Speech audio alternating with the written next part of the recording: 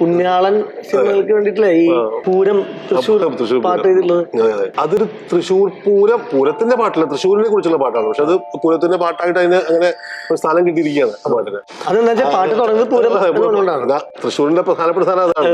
അപ്പോ നമ്മൾ ഈ പടം ആലോചിക്കുന്ന സമയത്ത് രഞ്ജിത്ത് പറഞ്ഞു നമുക്ക് പടത്തിന് ഇൻട്രോ ആയിട്ട് തൃശ്ശൂരിനെ പറ്റിയൊരു പാട്ട് വേണം. ഒരു ഐഡിയ ഇല്ല എന്താ ചെയ്യണത്.